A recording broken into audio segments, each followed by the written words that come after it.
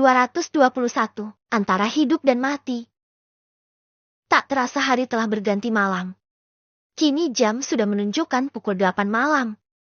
Namun keadaan Cindy masih sama seperti tadi. Ia merasakan kontraksi tapi hanya setengah jam sekali. Sampai saat ini tidak ada perubahan yang berarti, padahal mereka sudah stay di rumah sakit ini sejak tadi siang.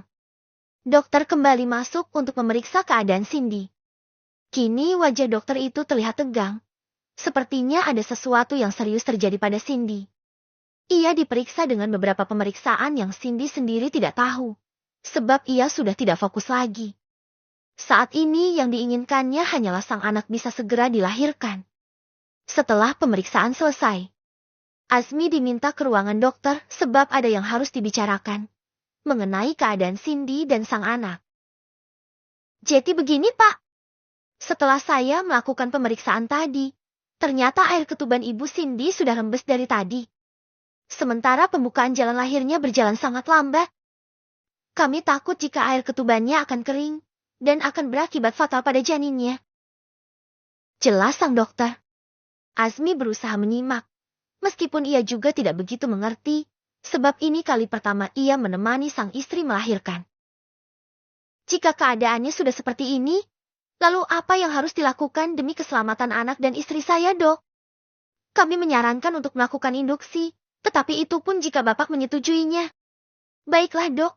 Lakukan saja apapun itu yang terbaik untuk anak dan istri saya.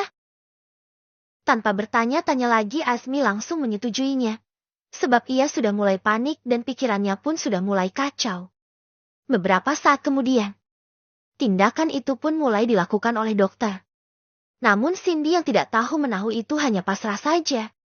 Saat ini Pak Fadli dan kedua orang tua Azmi juga telah berada di sana. Mereka sangat antusias menyambut kelahiran sang cucu pertama. Setelah tindakan selesai dilakukan, Cindy masih baik-baik saja. Ia masih sama seperti tadi, merasakan kontraksi namun siklus sakitnya masih berjarak sangat jauh. Yang lainnya pun hanya menunggu di luar. Hanya Azmi saja yang menemani sang istri di dalam ruangan bersalin. Mas, katanya tadi aku diinduksi. Biar anak kita cepat lahir. Tapi kok belum terjadi apa-apa ya? Belum ada tanda-tanda segera melahirkan. Ucap Cindy, sebab ia mengira setelah diinduksi maka akan segera melahirkan. Mungkin masih belum sayang. Kan kata dokter prosesnya bisa 6-12 jam lebih. Cindy mendesah panjang. Kok lama banget ya, Mas? Padahal aku udah capek banget ini, perut mules gak enak. Pinggulku juga nyeri banget. Pinginnya cepat-cepat lahiran, Mas. Sabar dulu ya. Daripada kamu gelisah seperti ini, mendingan tidur aja yuk. Bujuk Azmi. Sebab ia juga sudah capek menghadapi Cindy, yang terus-terusan merengek minta lahirannya dipercepat. Mana bisa tidur sih, Mas? Orang ini pinggulku suka nyeri banget tiba-tiba. Ya udah. Sini Mas elus deh. Azmi meletakkan tangannya di pinggul sang istri, lalu mengelusnya pelan. Tidak lupa ia juga bersolawat, agar Cindy merasa tenang dan cepat tertidur. Benar saja, hanya berselang 30 menit. Cindy yang tadinya gelisah sudah mulai tertidur. Tetapi tangan Azmi sudah dibasahi oleh keringat. Karena dari tadi tidak berhenti mengelus pinggul sang istri. Azmi menghembuskan nafas lega, ia keluar dari ruang itu. Agar Cindy tidak terganggu. Sekalian ia ingin menemui orang tuanya yang sedari tadi hanya menunggu di luar. Gimana, Nak? Tanya Bu Hasna, menghampiri Azmi. Alhamdulillah, Cindy-nya udah tidur, Bu. Sahut Azmi, lalu ia ikut duduk di kursi yang ada di ruang tunggu. Wajah Azmi sudah tampak lelah, sebab sudah dari tadi siang ia tidak ada beristirahat. Alhamdulillah. Semuanya ikut menghembuskan nafas lega. Mereka pun lanjut berbincang-bincang agar tidak mengantuk, sebab ini sudah pukul 10 malam. Di jam 12 malam. Tepat setelah 3 jam diinduksi. Cindy terbangun dari tidurnya. Kali ini ia justru semakin gelisah, bahkan lebih parah dari sebelum tidur tadi. Beruntungnya Azmi sudah kembali masuk menemani istrinya. Mas, Ini kenapa sakit banget sih? Tanya Cindy sambil menangis menahan sakit. Sebab rasa sakit induksi itu 2 kali lipat lebih sakit dibandingkan kontraksi yang normal. Sabar ya sayang. Semua orang yang mau melahirkan pasti sakit seperti ini. Balas Asmi. Mas tahu apa sih? Mas kan gak pernah melahirkan. Nada bicara Cindy mulai meninggi. Mungkin saking sakitnya hingga ia sulit untuk mengontrol emosi. Tapi kata orang-orang yang sudah pernah melahirkan memang sakit sayang. Perjuangannya antara hidup dan mati. Cindy menggeleng. Ini terlalu sakit, Mas. Tolong panggilin ibu. Aku mau ibu nemenin aku juga. Iya, iya. Asmi segera beranjak, memanggil ibunya dan Bu Sari sekaligus. Barangkali aja mereka bisa membantu menenangkan Cindy, pikirnya. Ibu, tolongin aku, Bu. Ini sakit banget rasanya, aku mau mati. Lenyek Cindy manja. Bu Sari dan Bu Hasna memeluk Cindy. Mereka yang juga seorang ibu, tahu seperti apa sakitnya. Sehingga tidak banyak berkata-kata, mereka hanya berusaha agar Cindy bisa lebih tenang. Coba atur nafasnya, nak, agar kamu bisa mengontrol dirimu, serta bisa membantu kamu melawan rasa sakitnya. Ucap Bu Hasna sambil mengelus punggung menantunya. Cindy yang tadinya rebahan, mencoba untuk duduk. Kemudian ia mencoba mengatur nafasnya dengan perlahan. Namun terlalu sulit sebab rasa sakitnya luar biasa. Gak bisa, Bu. Ini sakit banget. Ia mencubit lengan Asmi yang sedari tadi hanya diam. Mas, sumpah ini sakit banget. Pokoknya ini yang terakhir ya. Aku gak mau melahirkan lagi setelah ini. Iya sayang. Jawab Asmi dengan mata berkaca-kaca. Ia tidak tega melihat Cindy yang benar-benar kesakitan. Ceklek. Seorang perawat masuk ke ruangan itu untuk memeriksa Cindy. Gimana, Bu? Apakah kontraksinya sudah semakin cepat? Tanya sang perawat. Iya, Sus. Ini kontraksinya cepat banget. Sahut Cindy sambil berteriak. Saya izin periksa dulu ya, Bu. Susternya kembali melakukan pemeriksaan. Dan kini pembukaannya memang sudah bertambah.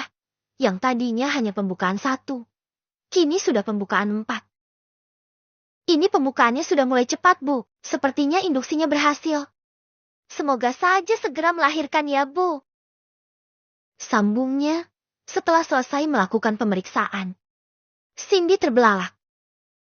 Maksudnya ini saya belum bisa melahirkan sekarang, Sus. Saya harus nunggu lagi. Iya, Bu. Sebab pembukaannya masih belum lengkap. Tolong jangan ngedan dulu ya. Sebelum pembukaannya lengkap. Tolong dong, Sus. Induksinya ditambahin lagi, kek. Biar saya bisa melahirkan sekarang. Ucap Cindy memohon. Susternya menggeleng. Mohon maaf, Bu. Kami tidak bisa melakukan tindakan itu lagi. Kita tunggu saja sampai waktunya tiba. Kemudian perawat itu keluar dari sana. Huhuhuhuhu. Huhuhuhuhu. Ini sakit banget. Nyawaku rasanya sudah diubun-ubun. Tangis Cindy pecah karena merasa tidak sanggup lagi menahan sakitnya. Dari tadi ia mencoba rebahan, duduk, dan terus bolak-balik, namun tidak menemukan posisi yang enak. Azmi kembali memeluk istrinya. Sabar ya sayang, mungkin memang seperti ini perjalanan yang harus kamu lalui sebelum menjadi orang tua. Maksud Azmi baik. Ia ingin menenangkan Cindy. Namun Cindy justru emosi. Ia iri kenapa harus dirinya yang merasakan sakit ini sendirian. Ia mendorong keras dada Azmi agar menjauh darinya. Sabar Mas bilang. Aku sudah gak bisa sabar lagi. Ini sakitnya gak bisa digambarkan oleh kata-kata. Mas tahu sayang. Tapi tidak ada yang bisa kita lakukan selain bersabar. Plak. Tangan Cindy refleks menampar pipi Azmi dengan keras. Bu Hasna dan Bu Sari terkesiap. Biasanya Cindy tidak pernah sekasar ini pada suaminya. Cindy! Jangan kasar-kasar sama suami, bentak Bu Sari. Sementara Bu Hasna hanya diam saja. Ia dapat memahami keadaan menantunya, meskipun yang dilakukan Cindy tadi adalah salah. Sudah Bu, gak apa-apa kok. Sakitnya tamparan ini tidak seberapa dibanding rasa sakitnya istriku. Mukanya marah, Asmi justru membela istrinya. Andaikan rasa sakit itu bisa dipindah, ia pun rela jika dirinya saja yang merasakannya, jangan Cindy. Namun apalah dah, karena rasa itu tidak bisa dibagi pada siapapun. Oleh karena itu, Asmi pasrah jika sang istri berbagi rasa sakitnya dengan cara seperti ini. Ke-222, musuh dalam selimut. Pagi ini seperti biasa, pagi-pagi sekali Yasmin sudah memasak di dapur. Ia sengaja memasak sebelum si kembar terbangun, agar nanti ia bisa fokus mengurus anak-anaknya saja, tanpa harus memikirkan urusan dapur lagi. Kali ini ia hanya memasak nasi goreng dan telur ceplok saja. Sebab masih tidak mood untuk memasak sampai hari ini ia masih ngambek pada Ihsan, karena perkara nanam bibit baru kemarin. Masak apa sayang? Tanya Ihsan yang baru saja pulang dari masjid. Yasmin tidak menjawab. Ia tetap memasang wajah masamnya, dan bersikap seolah-olah suaminya tidak ada di sana. Karena masakannya sudah matang, ia segera menatanya di meja makan. Tidak lupa ia juga sudah menyiapkan piring, serta air minum di sana. Setelah semuanya siap ia buru-buru ingin pergi dari sana. Dengan cepat Ihsan meraih tangan sang istri. Sayang, abang lapar. Pingin sarapan sekarang. Lengeknya dengan wajah melas. Yasmin memutar bola matanya, namun tetap menyendokkan nasi goreng itu ke piring. Tidak lupa ia juga menuangkan air minum, lalu berlalu dari sana tanpa sepatah kata pun. Ihsan mengacak-acak rambutnya. Ia tidak tahan jika Yasmin yang biasanya sangat bawel itu tiba-tiba memasang mode silent seperti ini. Rasanya seperti ada yang hilang, dan ia merasa dianggap antara ada dan tiada oleh istrinya. Dibilang ada tapi dicuekin. Dibilang tiada tapi Yasmin tetap melayaninya seperti biasa. Kamu kenapa sih Yasmin? Aku bingung kalau seperti ini. Kita sudah lama tidak bertengkar. Tapi sekali bertengkar malah separah ini. Apa yang harus aku lakukan? Agar kamu mau memaafkan aku. Gumam Ihsan sambil berpikir. Sementara Yasmin masuk ke kamar anak-anaknya. Karena para bayi-bayi itu sudah terbangun. Langsung saja dimandikannya agar mereka tidak rewel. Selesai memandikan anak-anak itu, ia lanjut memakaikan pakaian mereka, sambil sesekali mengajak bicara sang anak. Kamu ganteng sekali sih Aska. Mirip siapa ya? Gumamnya sambil menciumi pipi sang anak. Mirip abinya dong. Sahut Ihsan, yang tiba-tiba muncul dari balik pintu, karena ia sudah selesai sarapan. Seketika wajah Yasmin yang tadinya ceria, berubah menjadi masam kembali. Ia kembali ke setelan pabrik jika didekati oleh Ihsan. Kegantengan kamu nurun dari abi kan sayang?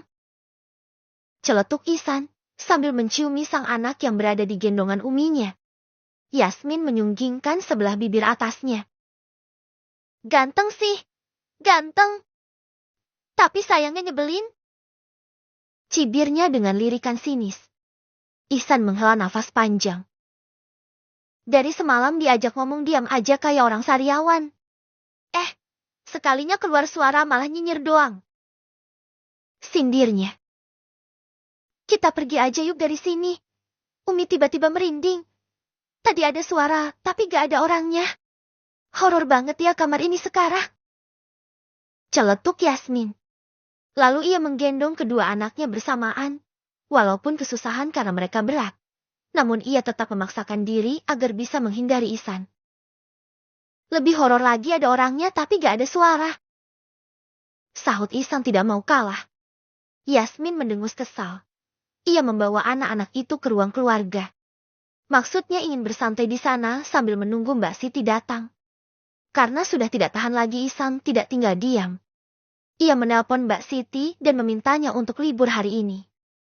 Sebab Ihsan ingin mengajak Yasmin ke rumah Abah. Biasanya mood Yasmin akan membaik lagi setelah dari sana. Setelah menelpon Mbak Siti, Ia segera bersiap-siap menggunakan pakaian mengajar. Aska, Askia, mau ikutan ke rumah kakek sama nenek gak? Tanya Ihsan pada anak-anaknya. Walaupun ia tahu dua bayi itu tidak akan menjawab. Tapi ia ingin memancing si beruang kutub yang masih beku itu. Enggak, Aska, sama Askia, di rumah aja. Sahut Yasmin ketus. Yakin gak mau ikut? Hari ini Mbak Siti libur loh. Nanti kalian berdua bisa di Smackdown loh sama Umi kalau rewel. Is, gak usah bohong. Mbak Siti masuk kok hari ini. Biasanya kalau libur selalu kabarin aku. Ya udah kalau gak percaya. Nanti Abi pulangnya malam ya sayang. Di jam makan siang Abi gak pulang. Karena mau makan siang di rumah nenek aja. Soalnya malas pulang ke rumah gak dianggap ada juga. Sebenarnya ini hanya akal-akalan Ihsan saja.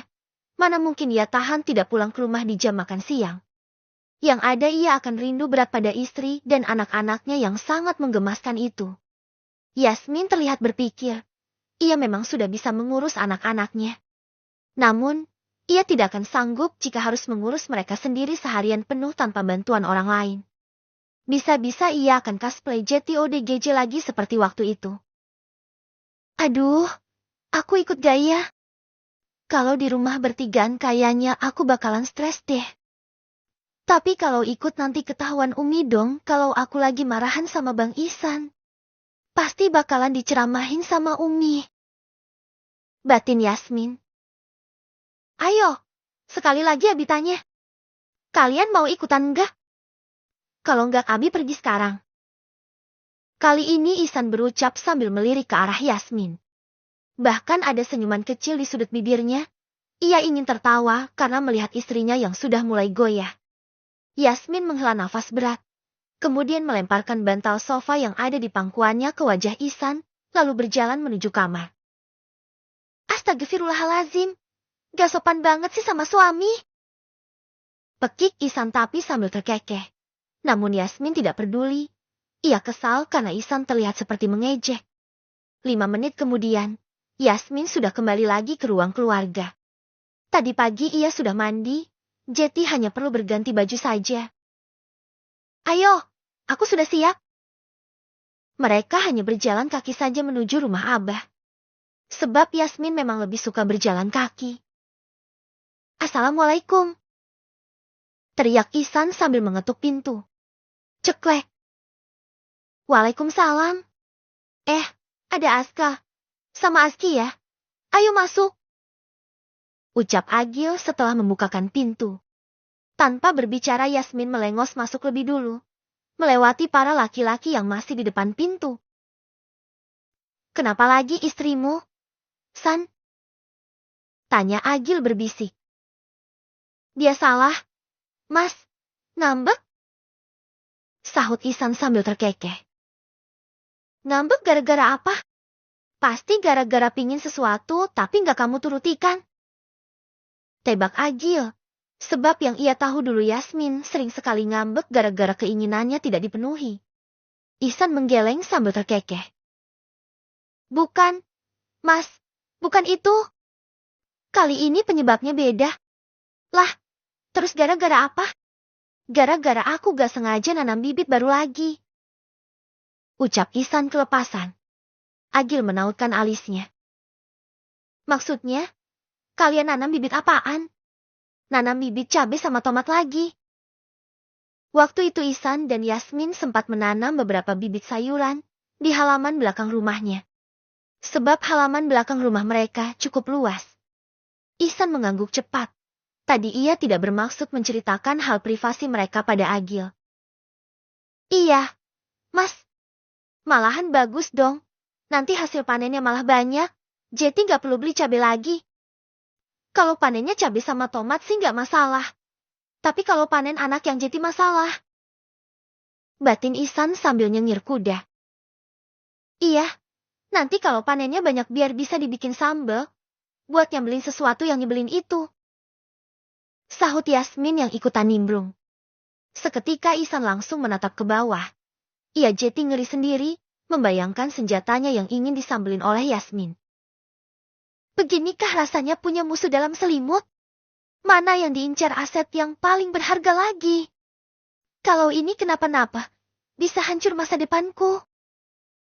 Batinnya bergidik ngeri. Beruntungnya kali ini Agil tidak ngeh dengan arah pembicaraan suami istri itu. Jadi ia tidak banyak berkomentar. Andaikan Agil tahu, mungkin dua orang itu akan diledeknya habis-habisan. Ke-223, melahirkan.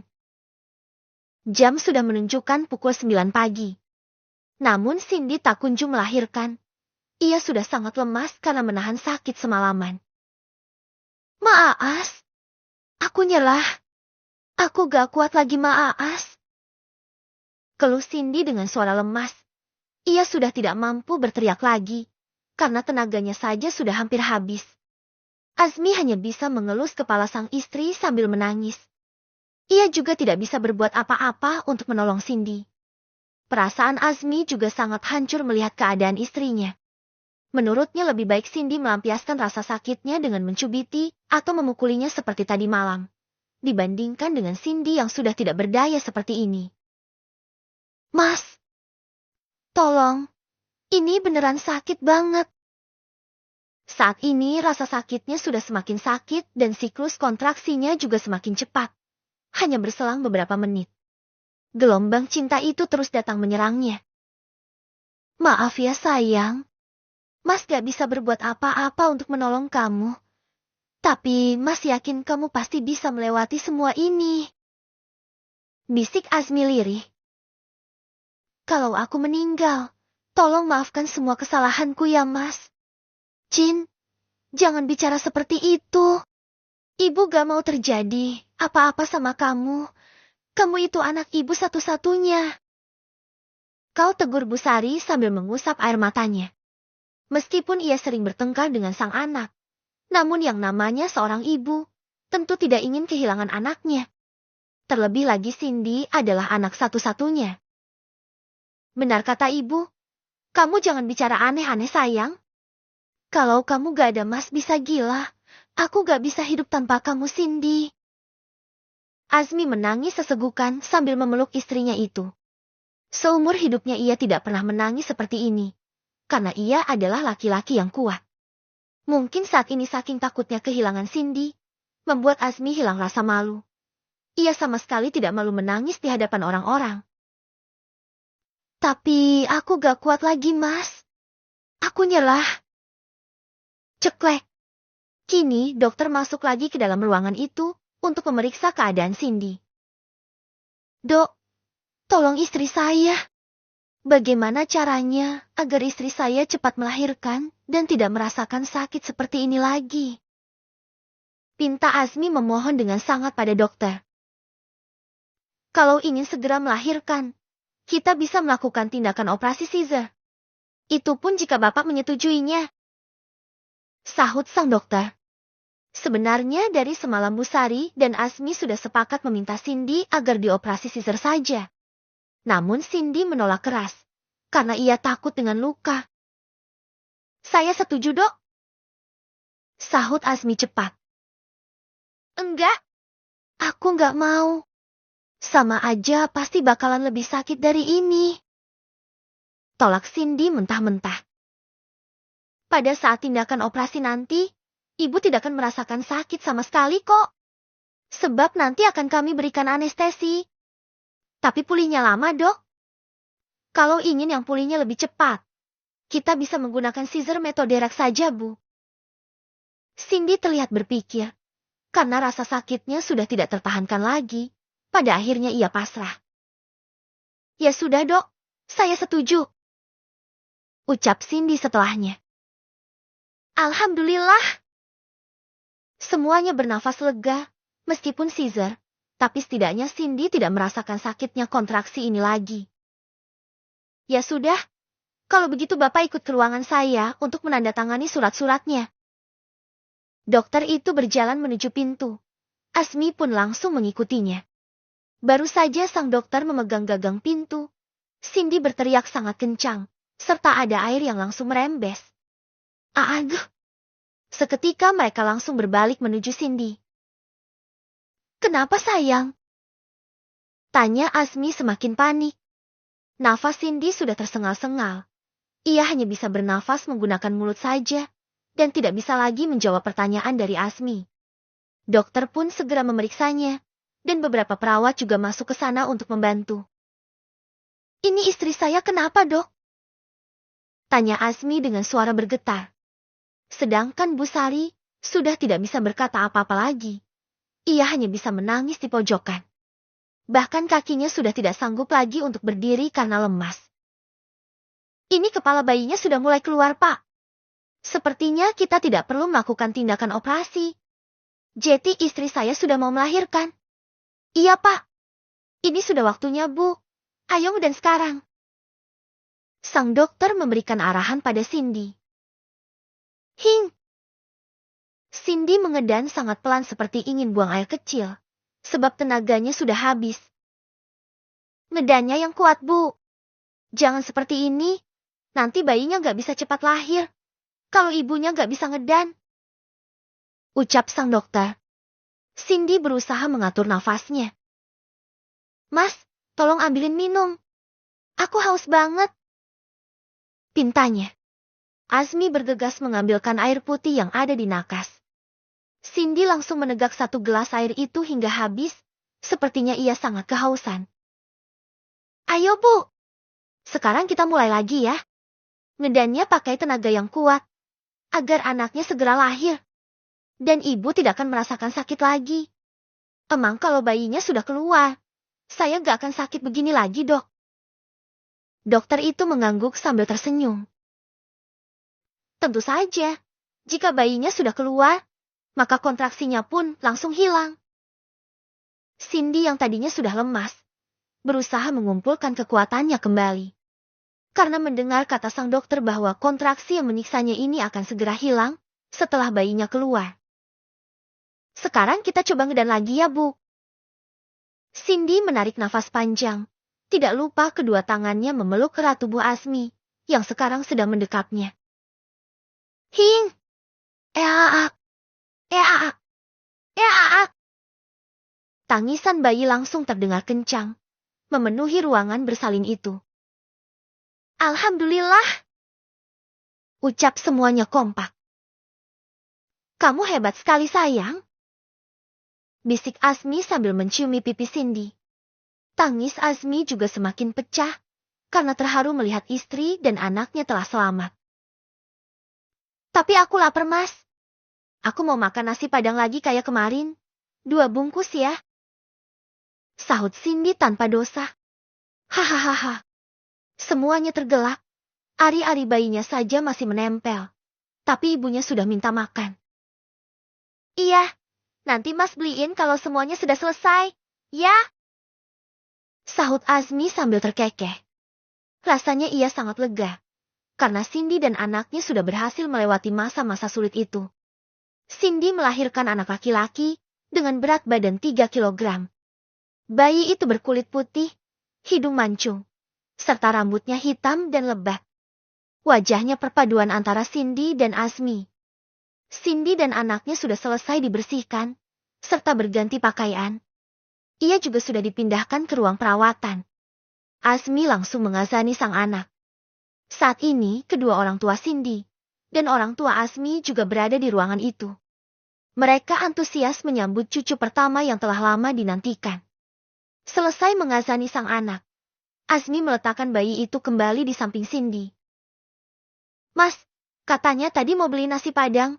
Aku sudah lapar banget loh. Lenyek Cindy manja. Aduh, Cin, makanan mulu yang dipikirin. Sahut Bu Sari gemas. Mungkin Cindy lapar, Bu. Soalnya saat kontraksi kemarin dia gak mau makan apa-apa. Tadi pagi juga gak ada sarapan. Ya udah, kalau gitu kamu beli yang banyak sekalian. Buat kita semua makan juga. Dasar ibu, tadi ngatain aku. Ternyata ibu juga mau. Ledek Cindy. Udah, baru juga habis lahiran.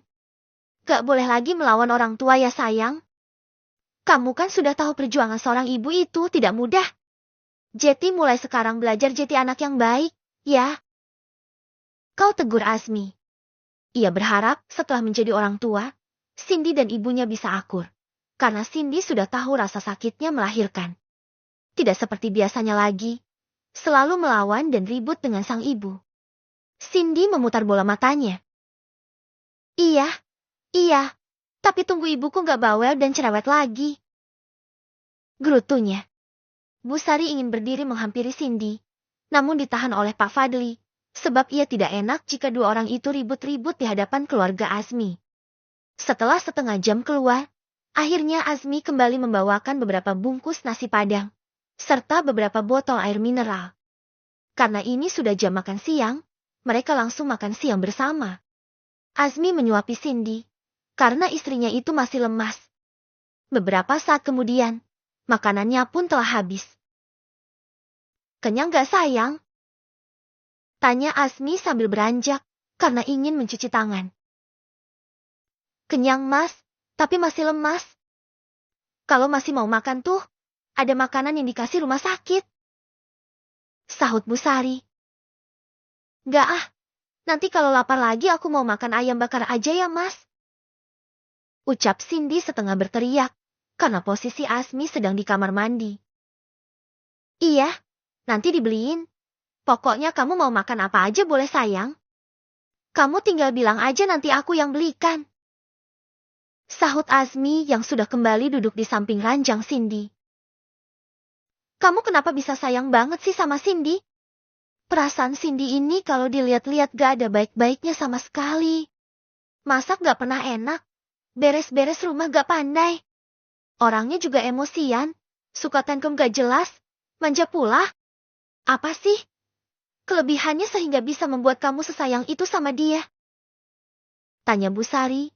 Ia tidak ragu-ragu mengabsen kejelekan sang anak di hadapan besan. Karena Bu Sari sendiri merasa kasihan pada Azmi yang menjadi suami Cindy. Saat menemani Cindy semalam, Bu Sari dapat melihat bahwa laki-laki itu sangat menyayangi istrinya. Ia melihat Azmi dicakar, dicubit, bahkan ditampar sekalipun ia tidak marah sama sekali. Justru Azmi hanya menangis karena tidak tega melihat istrinya kesakitan. Azmi tersenyum sembari mengelus lembut kepala istrinya. Meskipun di mata orang lain istriku banyak kurangnya, tapi di mataku dia adalah cinta terbaikku. Dia istri yang mau menemaniku berjuang dari bawah. Walaupun Cindy ini tidak pandai dalam berbagai urusan pekerjaan rumah. Saya tahu semua itu karena dia terlahir di keluarga berada dan terbiasa hidup enak. Tapi justru itu yang membuat saya bangga, Bu. Meskipun dia dibesarkan dengan penuh kasih sayang dan berkecukupan, namun dia rela menemani lelakinya ini memulai hidup dari bawah. Dia rela tinggal di rumah sempit, yang sangat sederhana, tanpa perabotan mewah. Padahal rumah ayah ibunya besar dan nyaman. Saya sangat menghargai seorang wanita sepertinya, wanita yang memiliki cinta yang tulus. Rela menemani lelakinya berjuang dari bawah, rela mendaki bersama. Bukan wanita yang hanya menunggu di puncak saja. Oleh karena itulah saya sangat menyayanginya, Bu. Sebab sangat jarang ada wanita yang setulus istriku ini. Jelas Azmi panjang lebar. Semuanya tersenyum bahagia mendengar pernyataan Azmi. Bahkan Bu Sari yang tadinya menjelekan sang anak, kini merasa bangga memiliki anak seperti Cindy. Pipi Cindy merona parah. Andaikan di sini tidak ada orang lain, ia ingin memeluk erat lakinya itu. Ke-224, kekonyolan Ihsan. Assalamualaikum. Ucap tiga laki-laki yang baru saja memasuki rumah. Namun suara itu terdengar hingga ke dapur, membuat Yasmin yang tadinya menyajikan makanan dengan wajah ceria, seketika berubah memasang wajah masam kembali. Kali ini marahnya Yasmin benar-benar lama, sebab ia masih trauma dengan proses melahirkan waktu itu. Rasanya semua kenangan itu masih tergambar jelas di depan matanya. Istriku udah masak ya? Masak apa? Sayang. Tanya Ihsan sambil merangkul istrinya. Yasmin menepis tangan Ihsan. Ia sama sekali tidak bisa menyembunyikan amarahnya di hadapan mertua. Seperti biasa, Yasmin selalu bersikap apa adanya di hadapan mertua, sesuai dengan modnya. Lihat aja sendiri. Sahutnya ketus. Agil mengulum senyum. Sudah lama ia tidak pernah melihat momen seperti ini. Ayo, kita makan siang sekarang. Ucap Pak Kiai mencairkan suasana yang mulai menegang. Yasmin menyendokkan nasi untuk Ihsan, tapi sambil melirik sinis. Ihsan hanya diam saja. Ia tidak ingin terjadi perdebatan di meja makan ini. Selesai makan, semuanya berkumpul di ruang tamu sekalian beristirahat. Sebab di jam 2 nanti akan kembali mengajar. Oh, iya. Tadi aku dengar kabar dari Ustadz Azmi. Katanya Cindy sudah melahirkan. Ucap Ihsan memulai pembicaraan. Alhamdulillah. Sahut yang lainnya. Yasmin ingin sekali bertanya bagaimana keadaan Cindy. Anaknya laki-laki atau perempuan. Tapi ia gengsi karena masih dalam mode silent. Keadaan Cindy dan anaknya gimana? Tanya Agil kepo. Membuat Yasmin bernafas lega karena pertanyaan sudah terwakili. Alhamdulillah, sehat kok. Lahirannya juga secara normal, tapi aku lupa nanya jenis kelamin anaknya. Gimana kalau kita jengukin ke rumah sakit? Usul Agil. Ia ingin memberikan selamat pada Azmi.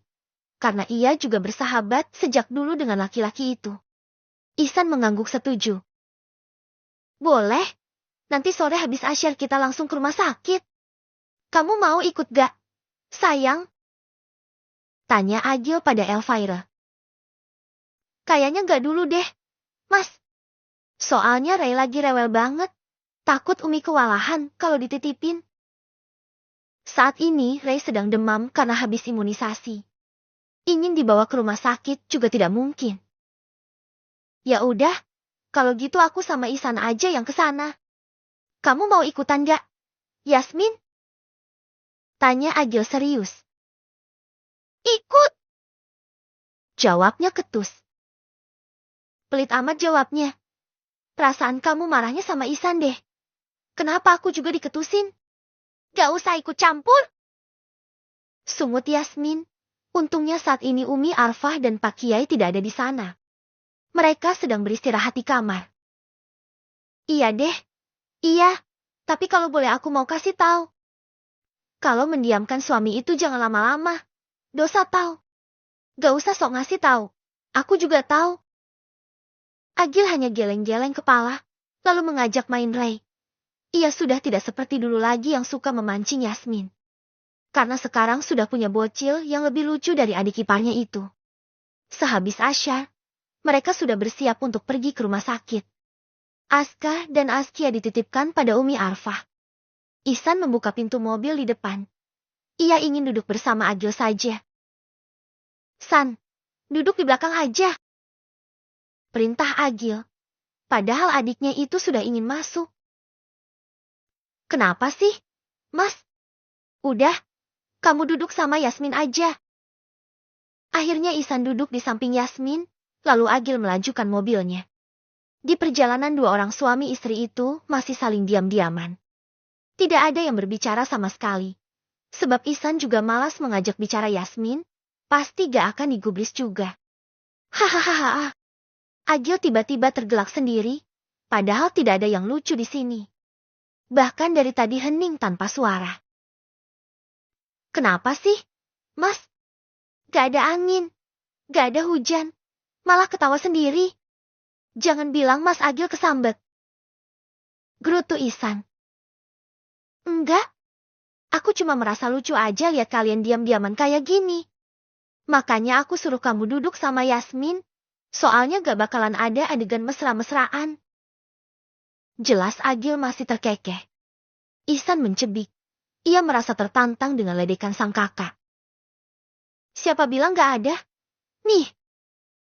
Ihsan menangkup pipi Yasmin dengan kedua tangannya. Kemudian menciumi pipi istrinya itu tanpa ampun. Agil terkesiap. Ia langsung ngerem mendadak. Gara-gara panas dingin melihat adegan panas di belakangnya. San, kamu jangan gila dong. Gak malu apa ciuman di depan orang lain? Omel Agil. Salah sendiri pakai ngeledekin aku. Mau lihat yang lebih ekstrim lagi gak? Tantang Ihsan. Enggak. Harusnya kalian itu sadar diri. Aku bukan supir. Gak boleh seenaknya kayak gini. Gak sopan. Kan, Tadi Mas sendiri yang nantangin. Mas, ada air gak? Tanya Yasmin dengan nada sedikit tinggi. Ada? Nih, ada air mineral. Agil menyerahkan air itu pada Yasmin. Yasmin membuka pintu mobil, sebab dari tadi Agil belum melajukan mobilnya lagi. Karena ia masih syok dengan kejadian tadi.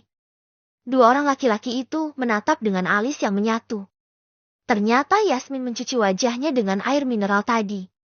Ia membilas seluruh wajahnya tanpa terlewat, sampai-sampai hijab yang dikenakannya basah. Agil menutup wajahnya dengan tangan, sambil mengulum senyum. Ingin sekali ia tertawa kencang, tapi takut Ihsan tersinggung. Sedangkan wajah Ihsan memerah, hidungnya pun kembang kempis menahan emosi. Ia tersinggung dengan perlakuan Yasmin. Yasmin sudah kembali masuk, Agil pun melajukan mobilnya kembali. Kenapa mukanya dicuci? Tanya Ihsan dengan nada datar. Gak apa-apa, biar steril aja. Sahut Yasmin tanpa dosa. Sret. Ihsan melirik tajam ke arah Yasmin. Maksud kamu apa? Kamu nganggap aku najis? Yasmin mengangkat kedua bahunya. Aku gak ada bilang tuh.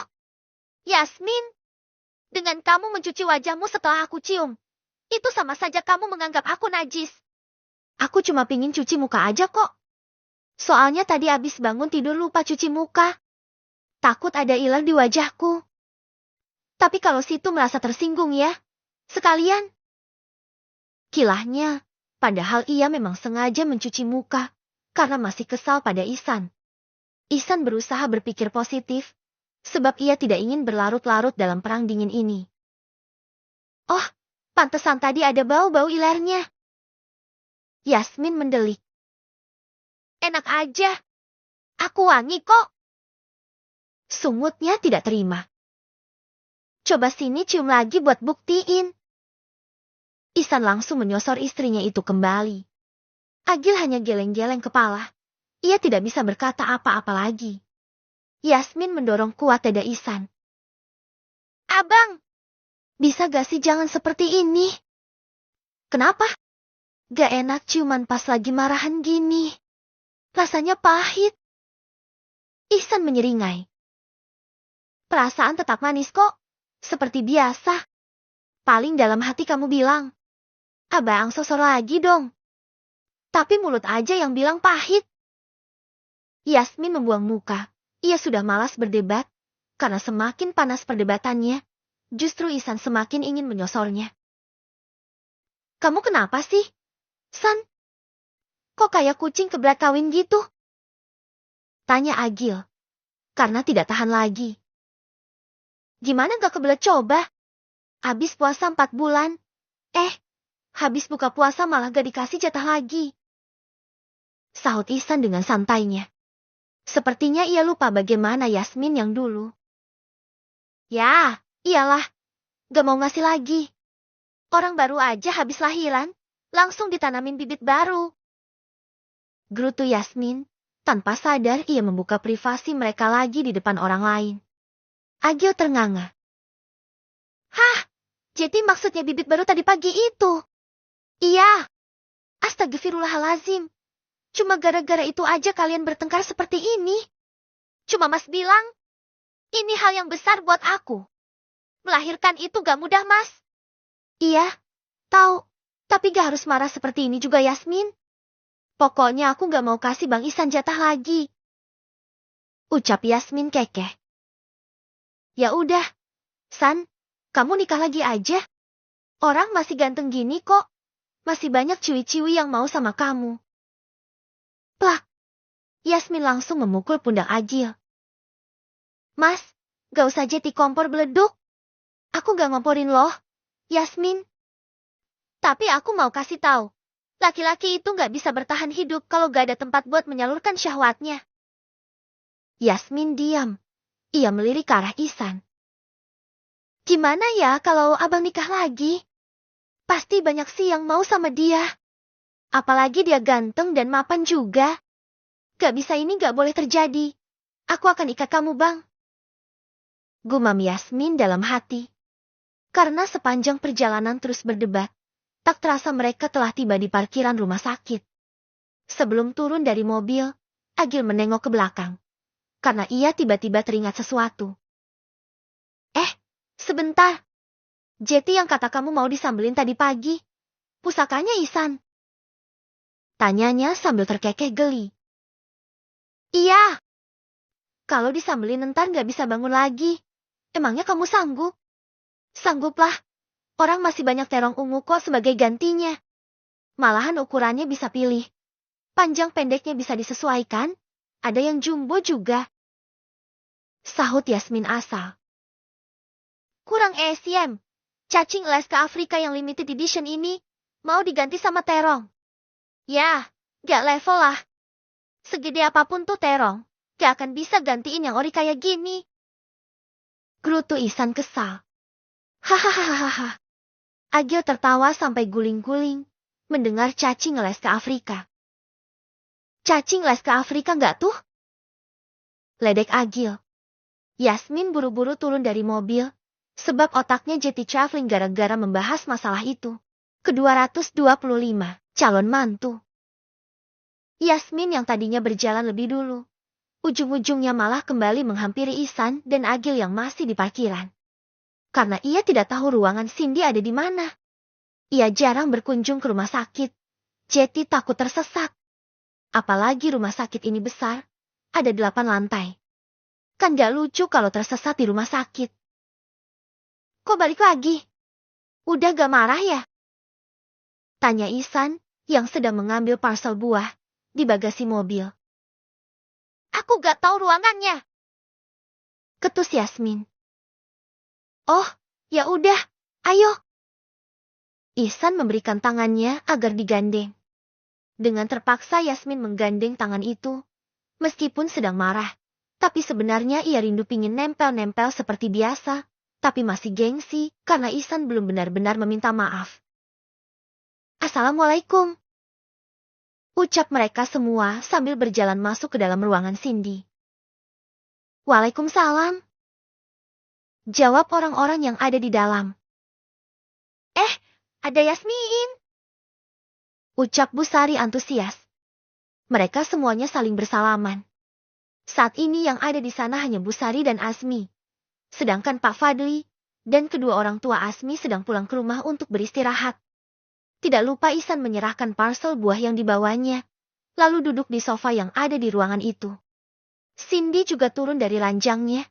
Ia duduk di samping Yasmin, karena ingin melepas rindu dengan sahabatnya. Selamat ya Ustadz Azmi, Cindy. Ucap Ihsan. Terima kasih. Balas suami istri itu kompak. Selamat ya Tats. Udah jadi abi. Timpal Agil. Terima kasih Ustadz Agil. Kok kalian bertiga aja sih? Mila gak ikut ke sini ya? Tanya Cindy pada Yasmin. Iya, aku lupa ngajakin Mila. Soalnya tadi dadakan juga mau ke sininya. Padahal aku kangen banget tahu sama Mila. Kita udah lama gak ngumpul-ngumpul. Ceklek. Assalamualaikum. Terdengar lagi suara pintu dibuka, diiringi dengan suara salam. Waalaikumsalam. Semuanya kompak menyahut sembari menoleh ke arah pintu. Wah, Mila. Pekik Cindy. Ia buru-buru ingin berdiri menghampiri sahabatnya. Yasmin langsung menahan Cindy agar tidak beranjak. Cin, gak boleh banyak gerak. Baru juga habis lahiran. Omel Yasmin. Iya, lupa. Sahut Cindy cengengesan. Ternyata yang datang bukan hanya Mila dan Hanan saja, tapi juga ada pengantin baru. Siapa lagi kalau bukan Denny dan Hania. Mila menghampiri Cindy, lalu berpelukan. Tidak lupa Mila juga memberi ucapan selamat pada sahabatnya itu. Hania juga melakukan hal yang sama. Setelahnya mereka ikut duduk di sofa. Anak kamu laki-laki atau perempuan, Cin? Tanya Yasmin. Dari tadi ia sangat penasaran. Alhamdulillah laki-laki, Yas. Aku boleh lihat gak? Boleh dong, tuh dia lagi tidur. Yasmin dan Mila berjalan menghampiri bayi yang sedang tertidur itu. Masya Allah, gemes banget sih. Namanya siapa? Cin. Kini Mila yang bertanya. Gak tahu, aku belum ada siapin namanya. Mas, udah siapin kok sayang. Tapi gak tahu kamu setuju apa enggak sama namanya. Sahut Azmi cepat. Cindy menatap ke arah suaminya. Oh ya? Siapa mas? Al-Halefzian Syaka, yang mengandung arti anak laki-laki penerus keluarga, yang tumbuh menjadi pribadi yang murah hati. Masya Allah, namanya bagus banget mas. Aku setuju deh anak kita dikasih nama itu. Iya, ibu juga setuju. Namanya bagus, Islami, tapi kekinian. Timpal Busari. Syukurlah kalau kalian setuju. Tapi cucu ibu nanti dipanggilnya siapa? Gimana kalau Kak aja? Usul Cindy. Boleh juga tuh. Soalnya jarang orang yang pakai nama itu. Oke, berarti nama calon menantuku ini Kak ya? Celtuk Yasmin. Hah? Ihsan dan Agil melongo, sedangkan yang lainnya terkekeh. Maksudnya gimana sayang? Tanya Ihsan sambil menautkan alisnya. Aku mau nanti kau jadi suaminya Askia. Soalnya dia ganteng banget. Aku juga pingin besanan sama Cindy. Sahut Yasmin sambil terkekeh. Amin. Semoga aja nanti mereka berjodoh ya. Saya juga pingin banget besanan sama Ustaz Ihsan. Sahut Azmi juga ikutan terkekeh. Tapi aku juga mau loh. Besanan sama kamu, Cin. Ucap Mila. Ya, gimana dong? Anakku cuma satu. Gak mungkin kan dia punya istri dua. Aku gak mau anakku dipoligami. Gerutu Yasmin. Kalau gitu bikinin satu lagi ya. Cin, biar buat anakku. Pinta Mila memelas. Seolah-olah pembicaraan ini serius, bukan hanya gurauan semata. Enak aja. Gak mau aku. Satu aja udah cukup. Tolak Cindy mentah-mentah. Emangnya kamu gak mau besanan sama aku? Cindy menyipitkan matanya. Mau sih, tapi anakmu kan kembar 3. Kalau 3-3-nya cewek gimana? Masa aku harus lahirin 3 anak laki-laki? Iya juga ya. Nanti salah satunya bisa sama Aska kok. Celetuk Yasmin lagi. Para suami pada geleng-geleng kepala. Anak-anaknya aja baru pada brojol. Bahkan ada yang baru 4 bulan dalam perut. Emaknya malah pada mau nyariin jodoh aja. Ya, boleh juga. Udah. Anak-anaknya masih pada bayi juga. Malah pada sibuk jodohin. Kau tegur Ihsan. Gak apa-apa dong bang. Biar nanti mereka gak keburu jadi bujang karatan baru nikah. Kali ini Yasmin ingin menyindir suaminya lagi. Ihsan menghela nafas kasar. Tapi yang tersinggung bukan hanya Ihsan saja. Tapi semua laki-laki yang ada di sana. Sebab Azmi, Agil, Denny, dan Ihsan sama-sama menikah di usia 30 tahun lebih. Hanya Hanan yang menikah di usia 25 tahun. Gak usah nyindir. Jodoh itu rahasia Allah. Kalau memang takdirnya menikah cepat ya pasti cepat. Tapi kalau takdirnya telat menikah ya kita gak bisa berbuat apa-apa juga. Contohnya kayak aku dan kamu. Coba kalau aku nikah di usia 20 tahun, pasti istriku bukan kamu. Karena waktu aku umur 20 tahun, kamu masih ingusan, belum bisa nyisir rambut, masih ngompol di tempat tidur. Makanya aku nikahnya telat, karena nungguin jodohku besar dulu. Sahut Ihsan tidak mau kalah. Hahaha. Yasmin malah tergelak. Perasaan aku gak nyindir siapa-siapa deh. Kok ada yang tersinggung ya? Gak usah berkilah. Kayak kami gak kenal kamu aja. Tuduh Agil. Lah, kok nambah lagi yang tersinggung? Pada sensitif amat. Pasti lagi pada PMS ya? Ledek Yasmin. Semua laki-laki itu semakin mencebik. Tapi mereka semua diam. Karena sudah tahu sepintar apapun mereka berbicara, pasti akan kalah juga jika lawan debatnya adalah bocil kematian ini. Sampai lupa kalau di sini ada pengantin baru juga. Kok duduknya pada masing-masing sih? Yang satu di timur. Yang satunya malah di barat. Harusnya kalau masih pengantin baru itu pada nempel-nempel. Belum puas membuat ulah. Sekarang Yasmin malah menggoda Denny dan Hania. Yasmin! Kau tegur Ihsan dengan mata melotot. Yasmin malah nyinyir kuda. Maaf, cuma iseng doang. Wajah Denny dan Hania terlihat tegang, sebab yang dikatakan Yasmin memang benar. Sejak tiba di sini, dua orang itu malah duduk berjarak. Bahkan mereka terlihat asing satu sama lain. Sebab Denny mulai bersikap santai pada Hania. Ia tidak lagi menggebu-gebu seperti biasanya. Karena semakin dikejar, justru Hania terlihat semakin menjauh. Sehingga Denny memutuskan untuk menjalani semuanya dengan santai, karena Hania lebih menyukai laki-laki yang cool, bukan yang agresif. Walaupun pengantin baru gak harus nempel-nempel di depan orang juga kali.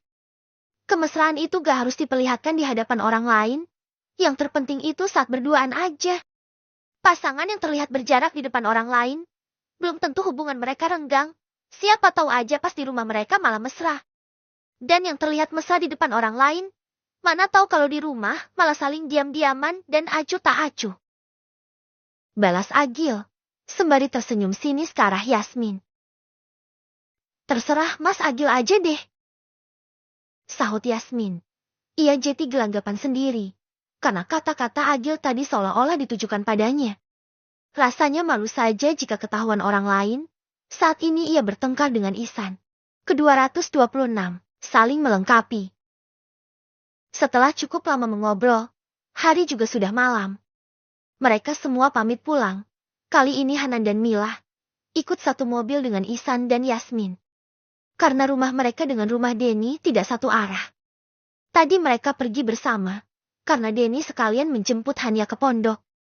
Kali ini Ihsan duduk di depan dengan Agil, sementara Yasmin duduk di kursi tengah, bersama Mila dan Hanan. Baru saja mobil itu berjalan, Hanan membawa Mila ke dalam pelukannya. Sebelah tangannya pun mengelus punggung sang istri. Ia tahu Mila merasa penat karena perutnya sudah berat, dan cuacanya juga dingin. Yasmin melirik, ia juga iri pingin bermanja-manja pada Ihsan. Biasanya ia yang selalu seperti itu pada suaminya. Apa aku baikan aja ya sama abang? Aku gak kuat kalau kayak gini terus bisa kering. Gara-gara kelamaan dianggurin. Gumamnya dalam hati. Ihsan yang duduk di depan mengulum senyum. Ia melirik melalui spion. Dari ekspresi wajah Yasmin saja, ia sudah tahu jika istrinya itu iri melihat kemesraan orang lain. Salah sendiri suaminya didiemin. Akhirnya dijadiin nyamuk sama sahabatnya sendiri. Batin Ihsan. Hanya beberapa menit mobil itu berjalan, ternyata Mila malah tertidur. Hanan semakin mengeratkan pelukannya. Yasmin semakin kelepak-kelepak. Ia mencoba menoel bahu Ihsan yang duduk di hadapannya. Namun laki-laki itu sok jual mahal. Ia tidak menoleh sama sekali ke belakang. Abang. Panggil Yasmin pelan. Ihsan diam. Benar-benar diam. Abang. Panggil Yasmin lagi. Kenapa sih?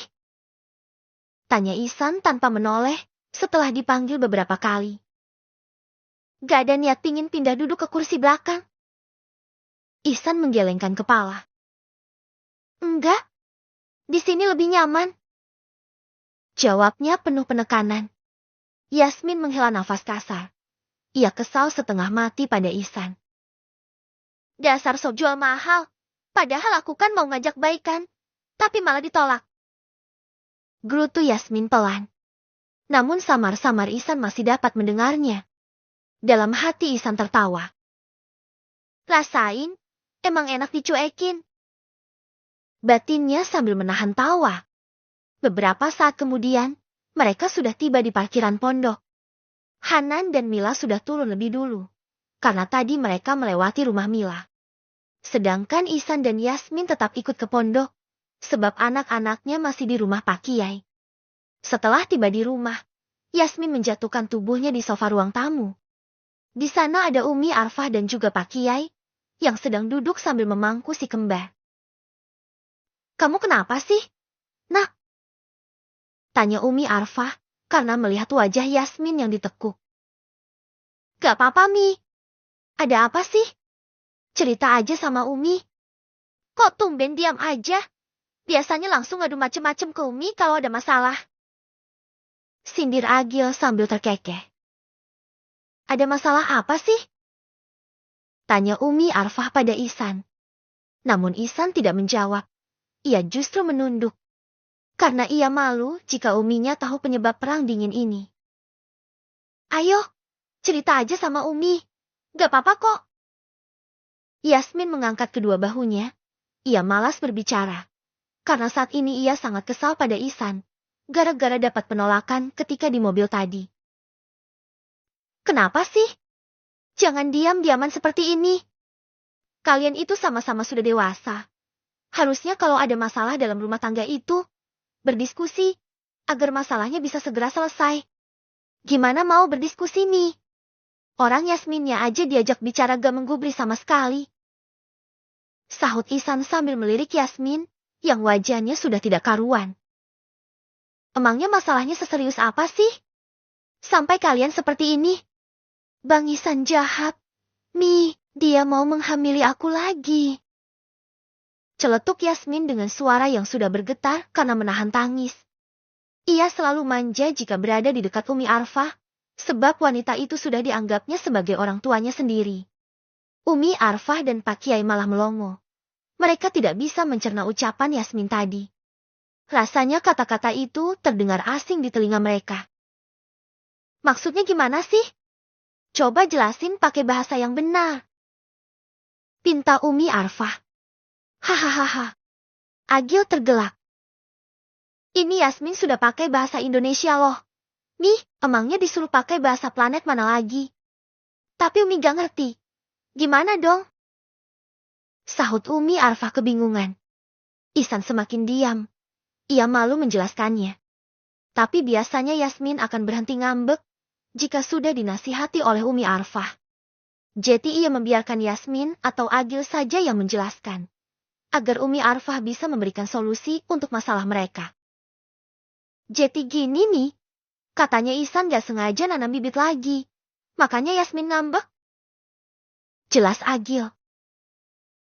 "Kamu ngambek kenapa, Nak?" Kini Umi Arfah menatap serius wajah Yasmin. Walaupun sebenarnya ia masih kurang menangkap apa permasalahan ini sebenarnya. "Aku takut hamil lagi, Mi," cicit Yasmin pelan. "Oh, jadi masalah itu?" "Iya, Mi. Yasmin udah 2 hari diamin aku gara-gara itu." Akhirnya Ihsan angkat suara. Sekalian mengadu tipis-tipis pada Uminya. Umi Arfah mengelus pundak Yasmin. "Emangnya apa sih yang kamu takutin? Kamu kan punya suami, Nak. Aku takut melahirkan.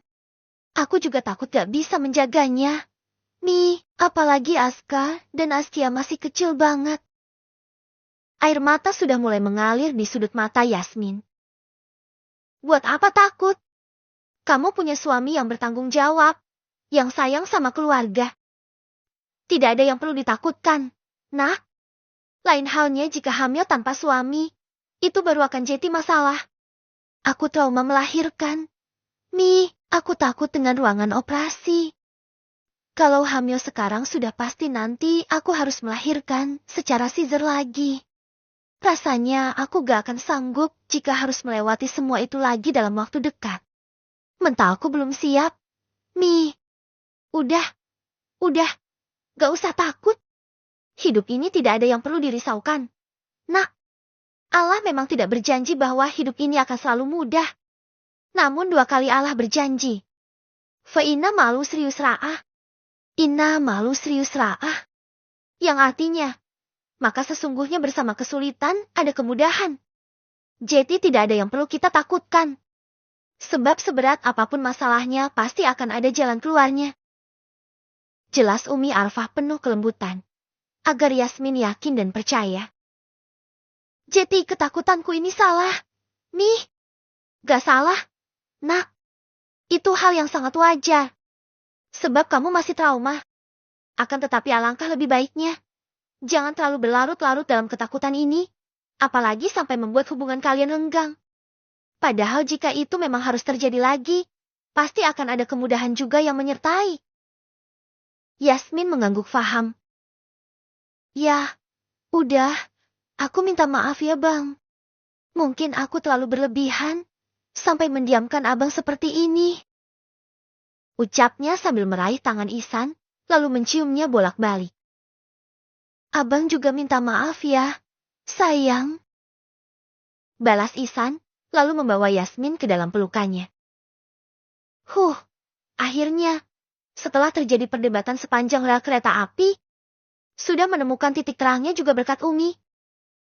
Gumam Agil menghembuskan nafas lega. Sebab ia juga ikutan tegang kalau masalahnya sudah menyangkut masalah suami istri yang seharusnya privasi itu. Abang mau aku buatin minum gak? Tanya Yasmin, setelah pelukannya terlepas. Boleh. Kebetulan udah haus banget. Aku juga mau deh. Agil juga ikut menyahut, karena juga sudah haus habis dari perjalanan jauh. Oke, aku buatin dulu. Dengan santainya Yasmin menuju dapur. Meskipun sudah tidak tinggal di rumah ini lagi, namun ia masih merasa nyaman dan menganggap sebagai rumahnya sendiri. Sebab rumah inilah tempat pertama disinggahinya setelah menjadi istri Ihsan. Bahkan rumah ini juga menjadi saksi bisu perjuangan cinta mereka.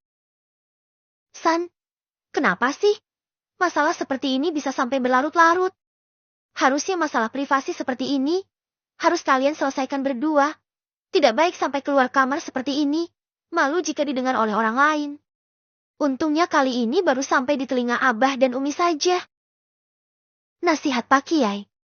Ihsan kembali menunduk lagi. Sebab abahnya jarang sekali memberikan nasihat seperti ini.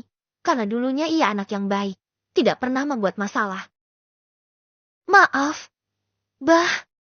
Aku bukannya tidak mau menyelesaikannya. Tapi Yasmin diajak bicara saja tidak mau menggubris.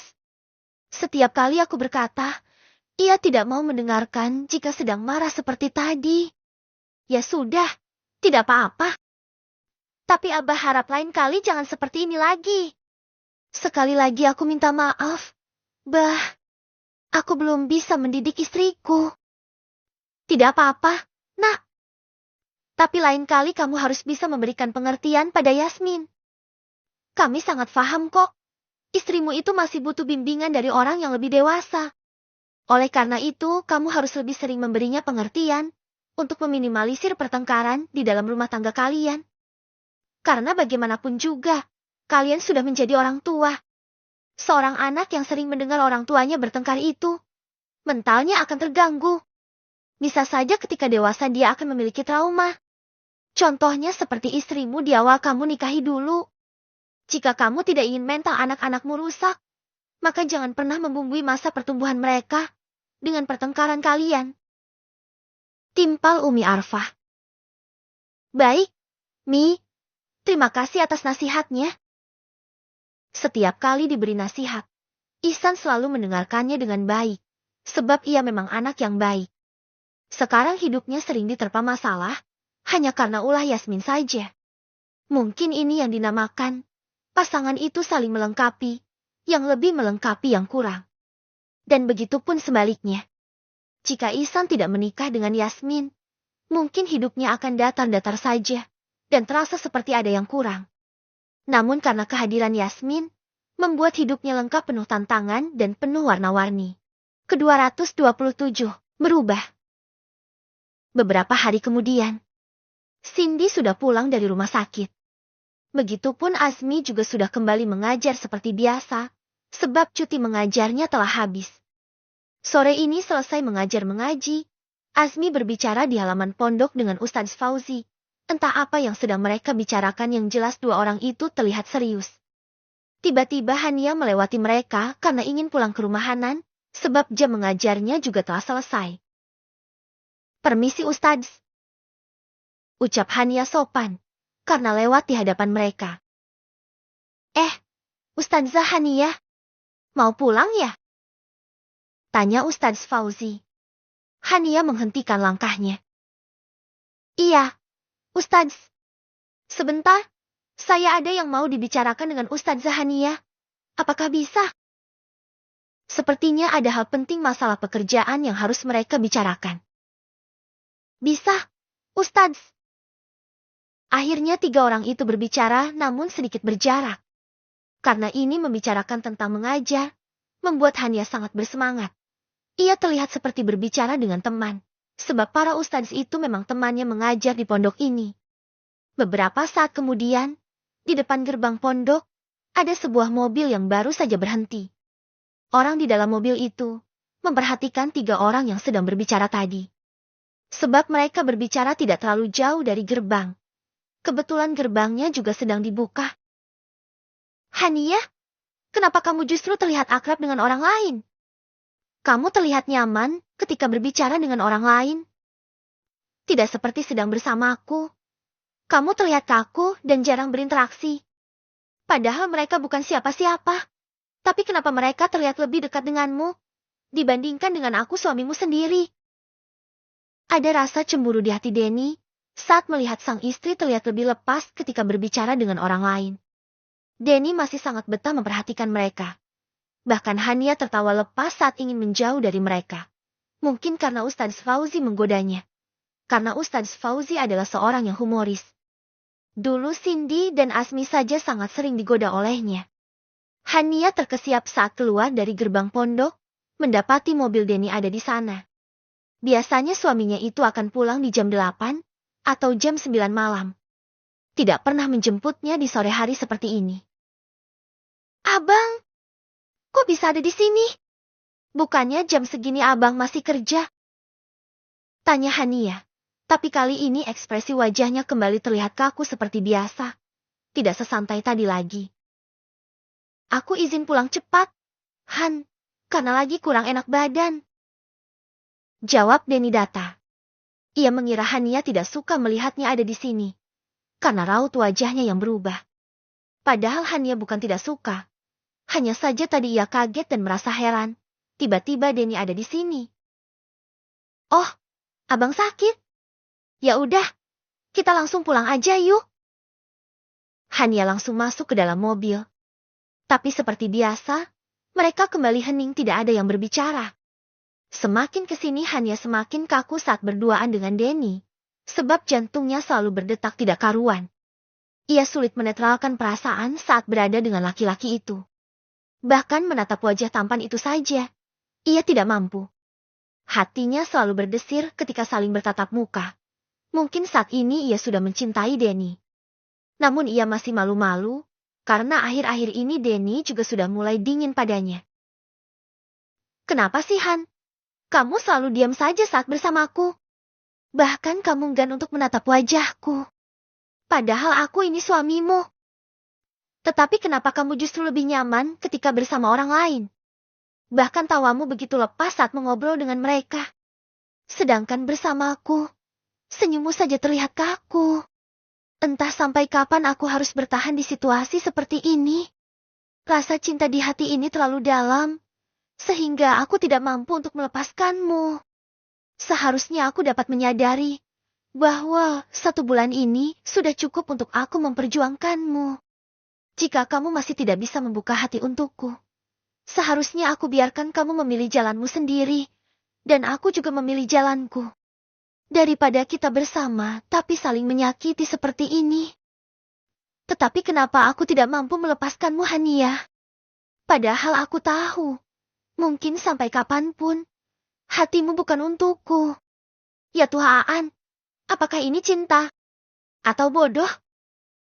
Batin Denny sambil menatap jalanan.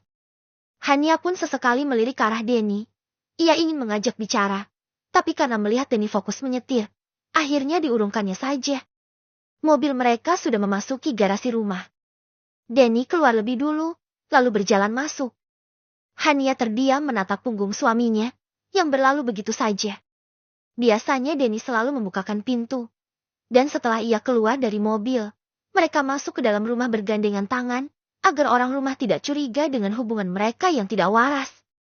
Namun kali ini Denny seolah siap jika masalah yang semula dibungkusnya rapat-rapat itu tercium oleh orang lain. Sepertinya saat ini Denny sudah berada di titik lelah, dan letih, serta pasrah. Bang Denny kenapa ya? Kok dia semakin dingin sama aku? Gumam Hania, sambil berjalan masuk mengikuti langkah Denny. Ceklek. Hania menutup pintu kamarnya, lalu berjalan mendekati Denny yang sudah rebahan di kasur. Ia mengulurkan tangan bermaksud untuk membelai kepala Denny, sebab ia khawatir karena wajah suaminya itu terlihat pucat. Abang gak apa-apa? Namun dengan cepat Denny menghentikan tangan Hania, sebelum mendarat di dahinya. Aku gak apa-apa kok, Han, cuma kecapean aja. Sahut Denny datar. Beneran gak apa-apa? Mau aku pijitin gak? Gak usah, makasih.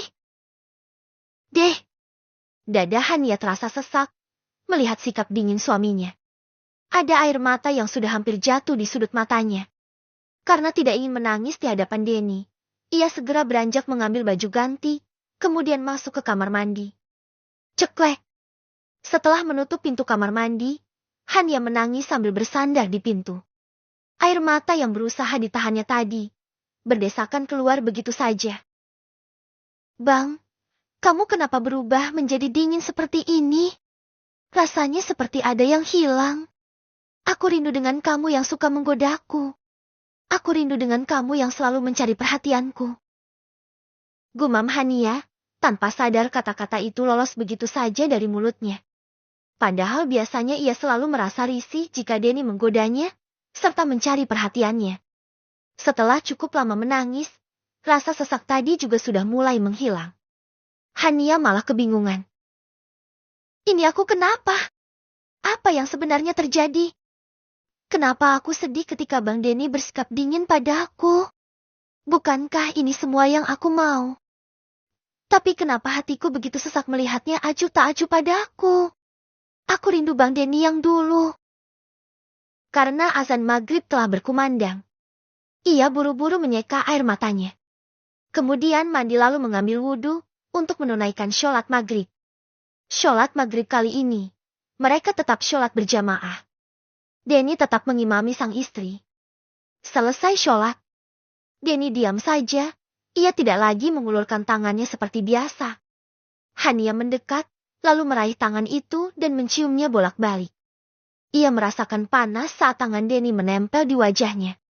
Tatapan Hania pun langsung tertuju pada wajah suaminya. Ia menatap dengan tatapan iba. Namun sayangnya Denny mengalihkan pandangannya, sehingga tidak melihat tatapan mata dari sang istri. Abang demam ya? Tanya Hania penuh kekhawatiran. Iya, sedikit. Setelah menjawab, Denny langsung beranjak dari sana, sambil membereskan pakaian sholatnya. Apa yang sebenarnya terjadi? Apakah aku tidak ada lagi di hati suamiku? Batin Hania. Ia merasa benar-benar kehilangan sosok Denny yang selalu hangat padanya. Biasanya sehabis sholat seperti ini, ketika Hania mencium tangannya, Denny selalu memaksa untuk mencium kening sang istri.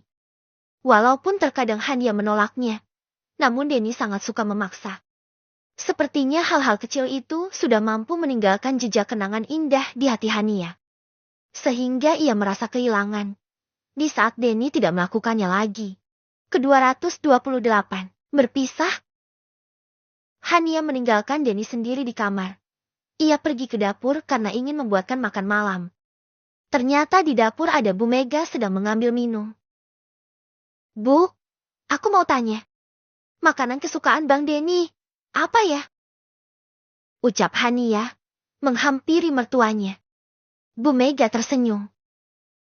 Suamimu itu dimasakin, apa aja pasti suka kok. Tapi biasanya dia seringnya request makanan gak? Sama ibu? Kayaknya enggak sih. Tapi biasanya ibu paling sering buatkan dia rawon daging sapi. Makanan satu ini memang sangat sering dimasak oleh Bu Mega. Sebab anak-anaknya selalu makan dengan lahap setiap kali dimasakin menu itu. Oh ya? Di kulkas ada stok daging sapi enggak? Bu, ada sih. Kayaknya. Yang kamu belanja beberapa hari lalu kan belum dimasak. Tapi aku boleh minta tolong gak sama ibu? Minta tolong apa? Hania tersenyum malu-malu. Aku minta tolong ajarin buat rawon. Bu. Bu Mega mengangguk. Boleh. Tapi memangnya kamu gak bisa masak rawon? Nah. Bisa sih. Bu. Tapi biasanya kan, setiap orang itu memiliki resep yang berbeda. Terkadang ada resep rahasia gitu. Jadi aku pingin diajarin yang versi ibu. Soalnya kalau yang versi aku, takutnya Bang Denny kurang suka. Aku juga jarang banget sih buat masak makanan yang satu itu.